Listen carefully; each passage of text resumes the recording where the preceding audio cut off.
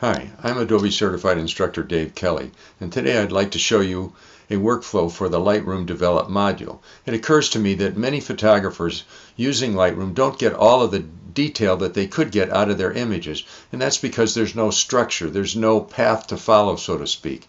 And developing an image in Lightroom is no different than any other step-by-step process or technique.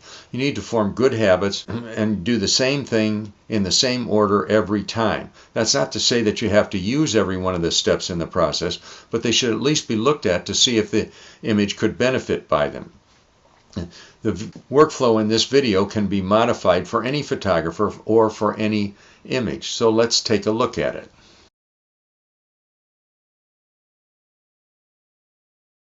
Before we start developing our images, there is one thing I think you should do, and that is check to make sure that you don't have any lens distortion in your images. This is something you only have to do one time.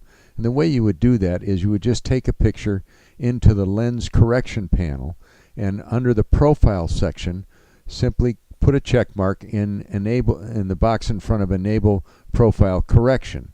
What Lightroom will do is it'll recognize the lens and it will compare it to the specifications of the lens that it has in its library, and then it will make any corrections that are necessary. If you watch the picture when I do that, you'll see there's just a slight, rather insignificant change in the image, and I would be surprised if you were using lenses that the same brand as the camera that there would be any lens distortion. However, if you're using some off-brand lenses, there can be some distortion.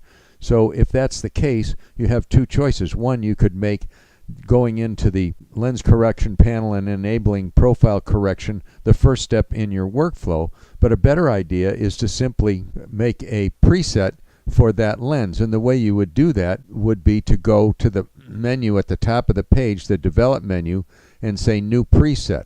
And the preset box will come up, and we'll just check None, and then put a check in front of the lens corrections, and then we'll give the name a preset, and we'd name it for the lens, and then we'll save it as a preset by clicking on the Create button down here.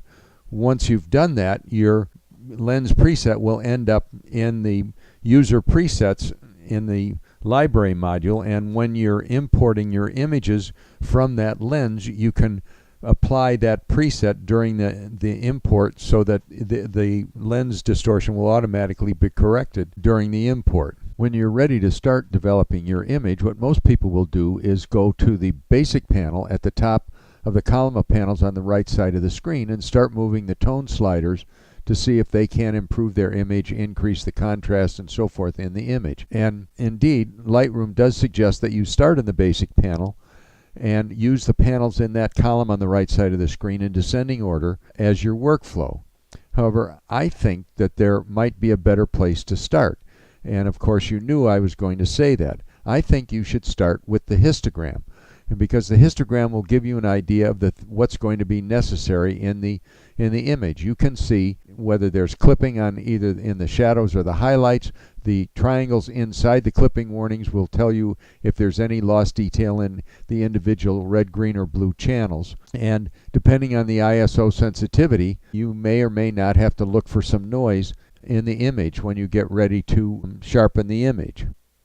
After you've looked at the histogram, I think you should evaluate your image for things that can be easily corrected and things that will bring out more detail in the image, which will allow you to have more detail to work with in the basic panel. For example, if you've shot tall buildings, or in this case trees, from ground level, you're going to get some keystoning, which means that the top of the trees all seem to be tipping together in the center of the image. And of course, if you photograph buildings or trees from above, the buildings seem to be tipping away from each other. I guess this is called anti-keystoning. You also could have a horizon that's off, or you may have some lost detail in an inconsequential area of the image. For all of these things, what we want to do is go to the Transform panel down here close to the bottom of the right column of panels. If we go back to our keystoning image here, we have this wonderful tool called Upright. And this is a vertical problem, and all we have to do is click on the vertical button here, and Lightroom will correct the keystoning. If we place a check mark and constrain crop, now we have an image where all the trees are straight. In the case of the anti-keystoning, we'll do the same thing. It's a vertical problem, so if we click on vertical, you'll see that the buildings seem to be straight and parallel with each other. We also have this grid that if we scroll over the transform section down here, it shows us how successful we were at straightening out the buildings. For the case of the horizon, this is a level problem. If we click on the level, you can see, and then constrain the crop again, you can see how successful we were at straightening out the horizon. For the lost detail in an inconsequential area, none of these buttons up here are going to work, but we have sort of a manual thing down here, and all we want to do is get rid of that lost detail in that area that we don't need anyway. So we'll take our scale slider and we'll just slide it to the right. We'll bring our subject closer to the screen, and we've gotten rid of all of the lost detail in the image. There is another tool in this panel called the Guided Upright tool, which is found by clicking on this icon here. And what it does is it allows us to draw a line on one edge of a building, or in this case a tree, and then draw another line on the other side of the tree. And when we let go, you can see that it has straightened the tree and the image. When we put a check mark in the constrained crop, we now have an image that is now a straight image. For those of you that have not gone to the Creative Cloud and don't have this transform panel, you have the transform manual section in the lens correction panel. And in a case like this where the tree appears to be leaning, all you would have to do is click on the rotate slider and you can straighten the image yourself. Another situation that you might find in evaluating your image is you have some haze or some fog in the image that you'd like to get rid of. Or you might have an image with some water in it, or you might have an image with a water and a reflection in it. In all of these cases, where we would want to go is to the effects panel, which has this new slider called the dehaze slider down here. So if we go back to our image of the waterfall in Yellowstone during a snowstorm, for most people this would be a throwaway image, but you have to remember when you took this picture you probably could see more detail than the camera could see, because your eyes have a range of about 27 f-stops that they can see, whereas your camera can only see about 9 stops, and it has a dynamic range of only 5 or 6 stops, meaning from dark to light it can only record 5 or 6 stops. However, in an image like this that's a raw file, there's more detail in this image, and Lightroom knows it's there and wants to bring it out for you, and all you have to do is take the dehaze slider to the right and you'll start to see that detail starting to come out in the image. So now you have an image that could have been a throwaway image, but now it has more detail in it for you to work with when you go to the basic panel. In a situation where there's water, the dehaze slider acts like a polarizing filter. If you take the dehaze slider to the right, you will see it seems to cut through the water and brings out a whole lot more detail. Where there's an image that has a reflection in the water, if you do the same thing, simply take the dehaze slider to the right, watch what it does to the reflection part of the image. It brings out more detail, and that gives you more detail to work with when you go into the basic panel. For those of you that are using an earlier version of Lightroom and don't have the dehaze slider, one of the things you can do is go to the basic panel and take the black slider to the right, to the left, and you'll see that it starts to bring out more detail in your image. This only works with images that are fairly dark. It's not going to work with the real light images like the snowstorm in Yellowstone, but it will cut through the haze and everything for you. How come nobody told you this before? Well, maybe the evil geniuses at Adobe didn't want you to know that, or the Lightroom experts wanted to keep it as a secret for themselves. In any case, if you don't have the dehaze slider in the darker images, the black slider taken to the left will work very well in cutting through haze and fog. When you evaluate your image and you find no reason to take the image into the transformer or the effects panel, then we can just skip those steps. And the next thing you may want to try is to go to the camera calibration panel down here at the very bottom of the right column of panels and try the different camera profiles. I think you know when you take a picture with your camera and you look at it on the back of the camera, what you're looking at is a JPEG thumbnail of the image. Even if you shot a raw file, you're looking at a JPEG thumbnail. And when you first import the image into Lightroom, the first thing you see is that same JPEG thumbnail. And that JPEG has had, for lack of a better term, a style added to it by the camera. The camera adds brightness, contrast, and vibrance to the picture, so it looks pretty good on the back of the camera. When you bring it into Lightroom and then take it into the loop view in the library module or full screen in the develop module, it doesn't look quite as good because now you're looking at a raw file, which is nothing more than pure data. Nothing has been added to it.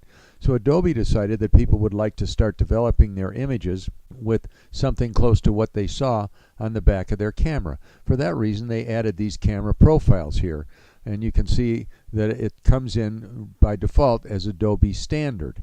What these really are is exposure presets. And if you click on this double pointed arrow to the right of Adobe Standard, you will see all of the presets that are available for your camera. Lightroom knows what camera took the picture, and it has presets for each one of those cameras. And all you have to do to try the different presets is click on one. Here's Camera Landscape, and you see it adds a lot more vibrance to your picture. If you don't like that, let's try Camera Portrait, which adds less vibrance. Camera Vivid is going to add a lot more. Camera Neutral will be pretty close to Camera Portrait. Now you won't use all of these, but you may find one or two that you like and you want to start developing your image from that point. Of course, if you don't like any of them, you can always go back to Adobe Standard and start your developing process, or continue your developing process from there. The next step in the process should be cropping and straightening. Cropping and straightening will change the histogram, and it may eliminate some elements of the image that you don't want in it. Now, if you remember, when we were in the transform panel, we were able to crop using the scale slider by just moving the picture closer to the screen, and then we could rotate it until we had it straight the way we wanted it. That's all we would have to do. However, we may not want to do that because we're pretty much limited to the original aspect ratio of the image. So we'll reset it, and now we'll go to the crop tool, which is located in the toolbar underneath the histogram, and it's the first icon on the left side of the toolbar. When we click on that, it brings up a crop ratio. In this case, it's the rule of thirds. You can change the crop ratio by pressing the O key on the keyboard, and it will give you several different, I think there are 7 different ways for the crop ratio to show up on the screen. In this case, we have several ways we can crop and straighten this picture, and we also can change the aspect ratio from the original to whatever we want. You can see there are several crop aspect ratio presets here in this panel. We can enter our custom ones, and we can save those custom ones, which will show up down here. So let's say we want to crop to an 8:10. Lightroom automatically shows you the 8:10 crop on the image. So the first way you can crop it to 8:10 and straighten at the same time is to take this angle tool here, and all you have to do is, in this case, move the angle bar to the left until you get the horizon straight. And there are several ways to accept the crop. You can click on the crop tool again. You can use the R key on the keyboard, which is the keyboard shortcut for the crop tool, or you can press the enter or the return key on the keyboard. Another way to do it, let's reset that by pressing Command C, and now we'll still have this 8:10 aspect ratio, but we have this angle tool here. If we click on that, all we have to do, the cursor turns into a ruler tool, and all we have to do is draw a line on something that should be straight in the image, and when we let go, Lightroom automatically crops and straightens the image. So I'm going to reset that again, or go back one step by hitting Command Z, and in this case we can use and draw a freehand aspect ratio. So all we have to do is draw this aspect ratio on the image, and then you'll notice when my cursor is inside the image, it's a hand tool, but when it comes out, it's a double pointed arrow. All I have to do is move the arrow up until I get the horizon the way I want it. Now in this case, it's a portrait type image. If I wanted it to be landscape, I'll press the X key on the keyboard, and it's now a landscape. I can also make it a little larger if I want to by just drawing it out to the edge of the picture, and then I can, and if I decide I want it differently, I can press the X key again, and I have a portrait image. So there's a whole lot of different ways to crop and straighten your images in Lightroom. I think the next step should be adding contrast to the image.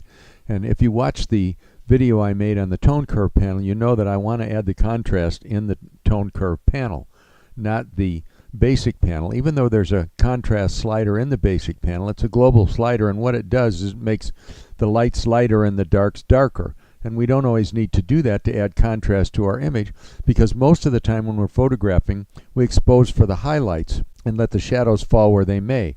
Well, often when we do that, our highlights or our brights are a little bit too bright. So in the tone curve panel, we can make some selective adjustments in the parametric curve by decreasing the highlights a little bit and the lights, and as well as the darks, we can bring in a whole lot more contrast in our image. And so having the tone curve panel and the parametric curve gives us a lot of leeway in adding contrast to our image.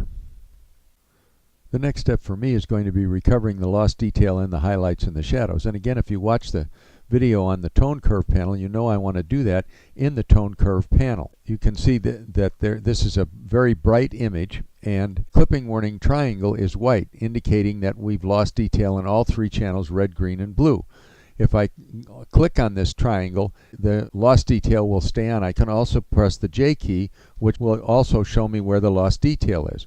So what most people are going to do is open the basic panel, and they're going to take the exposure slider and slide it to the left. And you can see that when we do that, we start to darken the image. If at the same time we're doing that, we hold down the Option or the Alt key and click on the slider, it turns the image into black, and it shows us where the lost detail is. And you can see how far we have to move the slider on the exposure slider bar to recover all of the lost detail in the image. And you can see how much darker the image is now. That's not always what we want. So we'll reset the image, and this time we'll also open the tone curve panel, and we'll make sure that we're in the point curve by clicking on this icon here. You can see here we have access to the red, green, and blue channels. So what we'll do is we'll click on the double pointed arrow, we'll select the blue channel, and we're going to take our cursor and place it at the very top right where it turns into a double pointed arrow, and we're going to make a slight movement down. When we do that, we're going to keep our eye on this clipping warning triangle here, and as soon as we make that slight movement down, you'll see that the triangle changes to yellow with just a very slight movement, 1.2%. So then let's get the green channel. Well, before we do that, let's Option or Alt click on the whites channel, and you can see that the image is now yellow, indicating that the red and green channels are still burned out. So we'll select the green channel, do the same thing, place our cursor and get a double pointed arrow at the top corner, make a slight movement down until the triangle turns red, indicating that only the red channel is still the one that's been lost. Option or Alt click on the white sliders. Now we can see that just red is left in the image. So we'll get the red channel, make the same type of a very slight movement down until the triangle grays out. Now we've recovered all of the lost detail in this image. If I hold down the Option or the Alt key and click on the white slider, the screen is completely black, which tells me I've recovered all of the lost detail in the channels. This image is still a too bright image, but what I've done is I've set up the basic panel to recover more lost detail and bring more lost detail into that area, and I'll show you that shortly. It works pretty much the same way where there's lost details in the shadows. As you can see in this image, the three channels, red, green, and blue, are lost in the shadows, as well as the red, green, and blue being lost in the highlights. So what we're going to do in this case is, if we open the basic panel, and this time if we Option or Alt click on the exposure slider, you can see all of the lost detail in the highlights. If we Option or Alt click on the black slider, we see all the lost detail in the shadows. Well, if we hold down the Option or Alt key and we try to move the black slider all the way to the left, we've still got lost detail. So let's try the shadows slider, and we still haven't gotten rid of all of it. So let's try the exposure slider, and this is the resultant image that we get. That's not exactly what we want. So we're going to reset the image, and we're going to go to the tone curve panel, and we'll do exactly the same thing. In this case, we'll start with the red slider down here at the bottom left corner, and we're going to just make a slight movement up. And you can see that the triangle changed now to a cyan triangle, indicating that the green and blue channels are still burned out. So let's get the green channel, make the same slight movement up. Now we can see that only the blue channel is left, and if we then select the blue channel and make that slight movement up, we've eliminated all of the lost detail. If I Option or Alt click on the black slider in the basic panel, the screen should be white, indicating I've covered all of the lost detail. So it works pretty much the same way, except the colors are a little bit different when we Option or Alt click on the screen. And again, what we've done is we've set up the basic panel to be able to bring out more detail in the images. So what we've done so far is we've changed the orientation of the image with the transform panel, we've increased the detail in the image using the effects panel, and we've added contrast to the image and recovered lost detail in the image with the tone curve panel, and we've cropped the image. And of course none of these steps may be necessary, but we've at least looked at them to see if they can add anything to our image. So it's now time to go to the basic panel. And the place to start in the basic panel is at the very top of the basic panel with white balance. And you can see that there are several different ways you can change the white balance of your image. This image was shot in Thailand at night, obviously using some tungsten light source. And up here at the top, you'll see it says by default as shot. That's the way it came in when it was imported.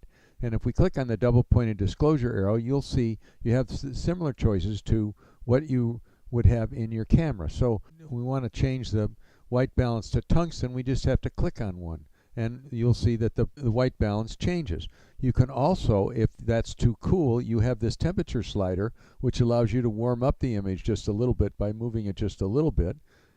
Or you can also take the white balance slider tool here and click on something that's supposed to be white, and you'll see the white balance will change.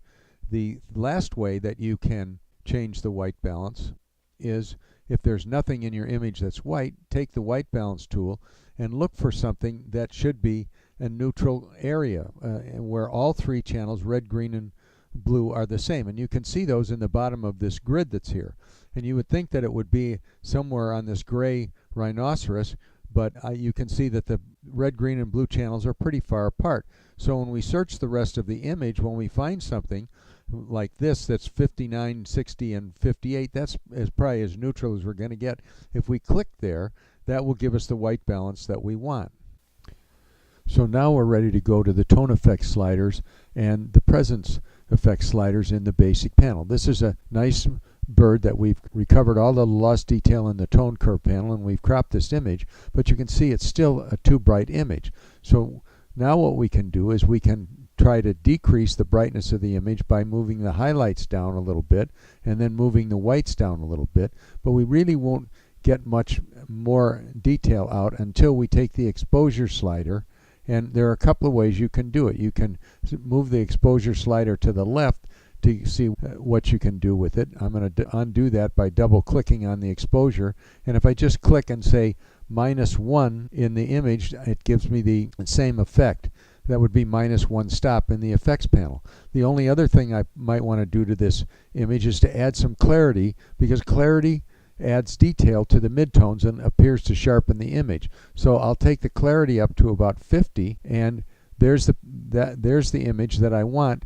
When I hit the Y key on the keyboard, you can now see the difference in the detail between the image that was too bright and the one that I corrected with the effect sliders in the basic panel. So let's take a look at an image that really doesn't look like it needs much help from Lightroom. When I first look at this image and I look at the histogram, I can see there's no clipping on either the shadows or the highlights, and the clipping warning triangles are grayed out, indicating there's no lost detail in any of the red, green, or blue channels. Then when I evaluate the image, it doesn't need any help from the transform panel. It probably doesn't need to be cropped at all, but there is a reflection of the bird in the water, and I know that if I go to the effects panel down here at the bottom of the right column of panels and take the dehaze slider to the right, I'll be able to bring out more detail in the reflection. Once I've done that, I then look again at my histogram, and I can see that I've lost detail in the red and blue channels because the triangle in the shadows is moving towards the magenta. So what I want to do is go to the tone curve panel. The blue channel is already selected, so I'll get my double pointed arrow down here in the shadow side, move it up just slightly until the triangle turns to red. Then I'll get my red channel, and I'll move that up just slightly until the triangle grays out.